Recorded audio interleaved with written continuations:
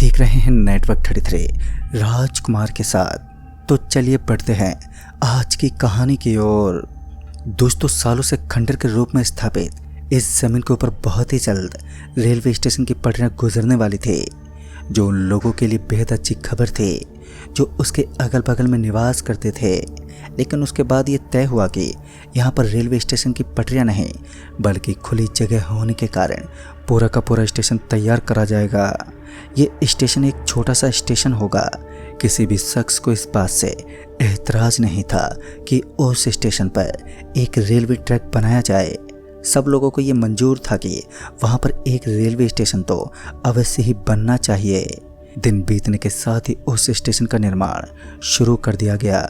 वहाँ पर काम करने वाले मैकेनिकों के पास विभिन्न तरीके के औजार पाए जाते थे। मैं भी उनमें से एक था जिन्होंने उस स्टेशन पर काम करते वक्त कुछ ऐसी अजीब चीज़ों से सामना किया था जो वाकई अकल्पनीय थी। तो आइए जानते इस कहानी को और भी नज़दीकी से। दोस्तों, मेरा नाम सुमित है और भागलपुर गांव से तकरीबन 3 किलोमीटर आगे एक स्टेशन का निर्माण करवाया जाना था। निर्माण के दौरान हम लोग सामान को डिलीवर करते थे। वैसे तो उस काम के अंतर्गत काफ़ी दिनों तक हमें किसी भी समस्या का सामना नहीं करना पड़ा, लेकिन ज़िंदगी जब अपना चक्कर चलाती है तो बड़े बड़े लोगों को घुटने टेकने ही पड़ते हैं। एक रात की बात है जब हमारी ज़िंदगी में एक नवीन सूर्य का उदय हुआ। उस रात के बाद हमने कभी भी उस स्टेशन पर जाने की हिम्मत नहीं दिखाई। रात का समय था और अभी शाम के 7 ही बजे थे। ठंडी ठंडी हवाएं और साथ ही कड़कड़ाती हुई उस ठंड के अंदर मेरे हाथ कांप रहे थे।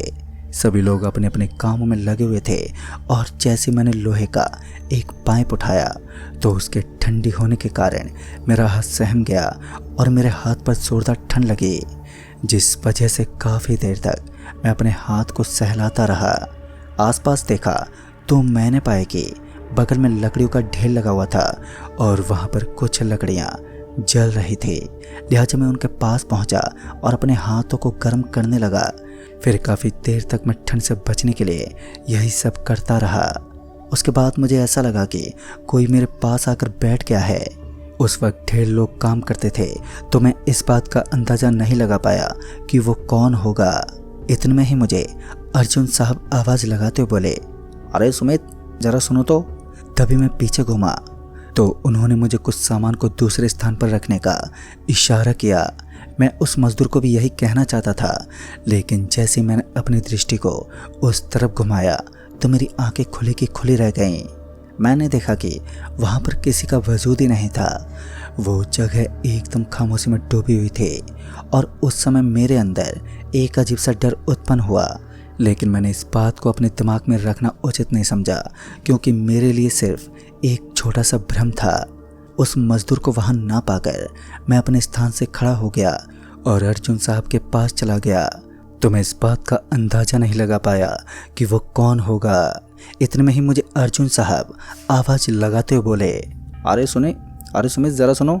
तभी मैं पीछे घूमा तो उन्होंने मुझे कुछ सामान को दूसरे स्थान पर रखने का इशारा किया और मैं उस मजदूर को भी यही कहना चाहता था, लेकिन जैसे ही मैंने अपनी दृष्टि को उस तरफ घुमाया तो मेरी आंखें खुली की खुली रह गईं। मैंने देखा कि वहाँ किसी का वजूद ही नहीं था।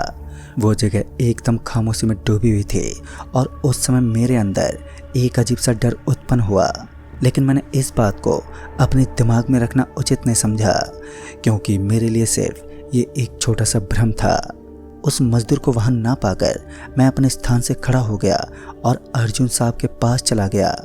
तभी हम दोनों सामान को इधर उधर रखने लगे। तभी हमें चीखने की एक आवाज़ सुनाई थी। यह आवाज़ इतनी दर्दनाक थी कि एक समय के लिए तो मेरा दिल भी दहल उठा। मगर जब हमने अपनी दृष्टि को चारों तरफ घुमाया तो मैंने देखा कि मजदूरों के एक झुंड में अफरा तफरी मची हुई थी और इस अफरा तफरी को देखने के बाद हमें ये ज्ञात हो गया कि ज़रूर यहाँ कुछ गलत हुआ है। फिर क्या था, मैं और अर्जुन साहब अपने कदम पटकते हुए उनके पास पहुँचे तो मैंने देखा कि एक मजदूर ज़मीन में गड़ा हुआ था और वो ज़ोर ज़ोर से चीख रहा था। पहले तो हमें लगा कि ये सब हरकतें इन दूसरे मजदूरों ने आजमाई है, लेकिन उन सब ने बताया कि इस जगह का काम पूरा हो चुका है।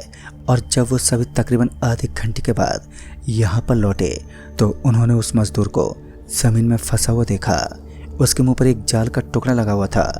फिर किसी तरह हमने उसके मुंह से उस जाल के टुकड़े को हटाया और तब जाकर ठीक से उसे सांस आने लगी और इसकी हालत बेहद गंभीर थी। एक मजदूर का इस तरह अपने आप में ज़मीन के अंदर घट जाना किसी ऐसी चीज़ की तरफ इशारा कर रहा था जो हम इंसानों से अलग हो, लेकिन वो क्या था और उसका अस्तित्व कहाँ था, इस चीज़ का पता तो हमें भी नहीं पता था। फिर किसी तरह हमने उसे बाहर निकाला और बाद में जाकर हमें एहसास हुआ कि उस मजदूर की आवाज़ आना बंद हो चुकी है। अब वो एक गूंगा हो चुका था। हमने उसे बोलने के लिए काफ़ी फोर्स भी किया, लेकिन नाकाम रहे।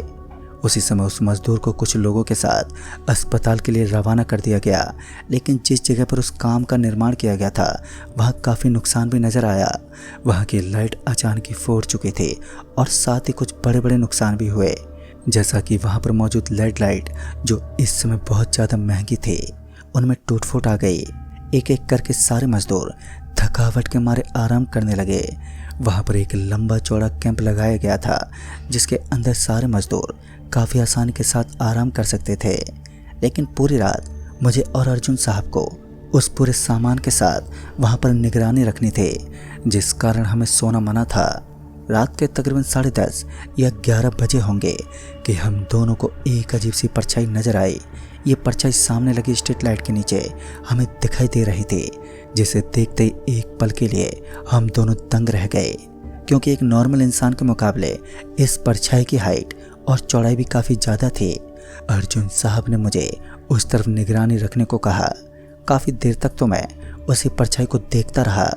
फिर वो परछाई अचानक ही उछलते हुए एक खंभे पर लटक गई। बड़ा ही ताजुब हुआ जब उस परछाई को एक लंबी छलांग मारते हुए देखा। महसूस हो रहा था कि कुछ अजीब सा है। उस समय मैंने अर्जुन साहब को कुछ नहीं बताया और अपने स्थान से उठा। उस स्ट्रीट लाइट के पास पहुंचने के बाद जो दृश्य मैंने देखा, शायद वो दृश्य एक इंसान अपनी ज़िंदगी में नहीं देखना चाहता। वो कोई सामान्य इंसान नहीं था, बल्कि एक बहुत ही खौफनाक ताकत थी जिसकी आंखों के अंदर से सफ़ेद सफ़ेद धुआं बाहर निकल रहा था। इस भयानक करतूत को देखकर मेरे पांव तले ज़मीन खिसक गई।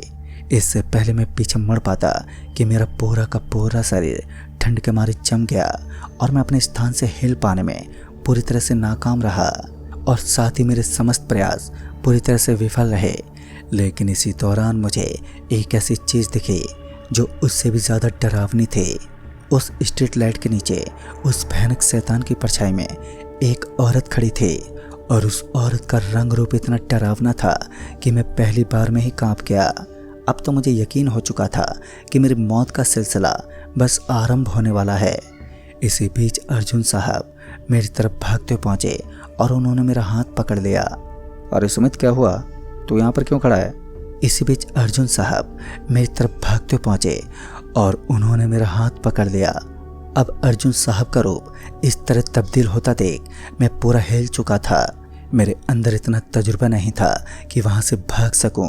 खैर, जब मैं कायरों की तरह वहाँ थर थर काँपने लगा तो मैंने ज़ोर ज़ोर से चीखना और चिल्लाना शुरू कर दिया ताकि कोई मेरी मदद कर सके। लेकिन फिर कुछ ऐसा हुआ जिसका मुझे अंदाज़ा नहीं था। मेरे चारों तरफ की ज़मीन एकदम से फट गई।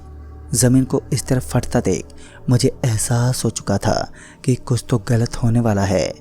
ज़मीन का वो भाग सीधा का सीधा पाताल लोक तक पहुंच गया, जहां पर चारों तरफ मसाले जल रही थी और आगे से भरपूर उन मसालों के बीच मुझे कुछ लाशें नज़र आ रही थी जो मिट्टी में दफनाई गई थी। उनके ऊपर मिट्टी का जमावड़ा था। मुझे पता था कि यह सब इनकी ही करतूत है और इनकी वजह से ही आज मैं बुरी तरह फंसा हुआ हूँ। अपने पाँव को इधर उधर हिलाने पर मुझे एहसास हुआ कि ये ज़मीन कुछ ऐसी ही है, जहाँ मैं कदम रखूँगा वहीं पर लावा उठने लगेगा। इस ज़मीन का टुकड़ा ना कहकर मौत का समुंदर कहें तो कम नहीं होगा, क्योंकि हर जगह हर कदम पर मौत का नाम लिखा हुआ था। उस समय जब मुझे लगा अब मेरा कोई साथ ही नहीं है, तब मुझे एहसास हुआ कि अब मैं अपने भगवान का स्मरण करके ही यहाँ से बच सकता हूँ। अन्यथा मेरी ज़िंदगी ख़त्म होने वाली है।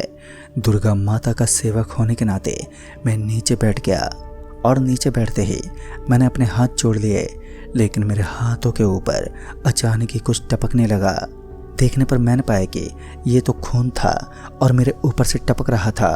मैं अपने हाँफते हुए शरीर के साथ एक और खौफनाक दृश्य का सामना कर रहा था। शायद अब तक मेरी सारी उम्मीदें टूट चुकी थी। अचानक ही मेरे गले में बंधा हुआ एक पवित्र ताबीज एकदम से चमकने लगा। उसकी चमकीली रोशनी के कारण वहाँ का सारा दृश्य रोशनी के रूप में तब्दील हो गया। सब कुछ इतनी जल्दी हुआ कि मैं कुछ भी समझ नहीं पाया। दरअसल वो ताबीज मेरी मम्मी ने मेरे गले में उस समय बांधा था जब मैं पहली बार रात के समय अपने घर से बाहर निकला था। और आज तक मैंने इन चीज़ों पर यकीन नहीं जताया, लेकिन खौफनाक दास्तां ज़्यादा देर तक छुपी नहीं रह सकती। उस रोशनी के तेज से वहाँ का सारा दृश्य जगमगा उठा और दोबारा जब आँख खुली तो मैंने देखा कि मैं खुले आसमान के नीचे खड़ा था। आसमान को देखकर मुझे काफ़ी राहत मिली और जब मैं पीछे पलटा तो मैंने देखा कि मैं सही सलामत उसी जगह पर पहुंच गया जहां से मैं गायब हुआ था। लेकिन वो खौफनाक चीज़ें अभी भी मेरे आसपास मंडरा रही थी। उस स्ट्रीट लाइट के ऊपर मुझे अभी भी वही शैतान दिखाई दे रहा था। मैं जानता था कि यहाँ से निकलना ही मेरे लिए भलाई का कार्य सिद्ध होगा और मैं उसी समय वहाँ से निकल गया। अच्छी बात तो ये थी कि उन्होंने मेरा पीछा नहीं किया और मैं उस जगह पर रुकना तो दूर कदम भी नहीं रख पाया।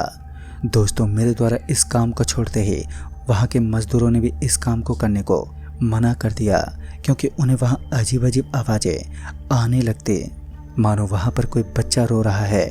दोस्तों, आज इस घटना को काफ़ी साल हो चुके हैं। कहते कि आज भी उस स्टेशन का काम अधूरा पड़ा है और वो कभी पूरा नहीं होगा। वहाँ से पटरियाँ तो गुजरती हैं, लेकिन कुछ खौफ सा बना रहता है और शायद आने वाले दिनों में इस स्टेशन का काम कभी पूरा नहीं होगा, क्योंकि इस स्टेशन की भूमि के अंदर कुछ ऐसे लोगों को दफनाया गया है जिनके नाम ये ज़मीन थी। यही एक बड़ा कारण है कि वहाँ की आत्माएं अब उस जगह पर किसी भी अड्डे को स्थापित नहीं होने देती। सरकार भी इस जगह पर कार्य करवाने से खौफ खाती है। तो दोस्तों, इस कहानी में बस इतना ही। तब तक के लिए बाय एंड टेक केयर।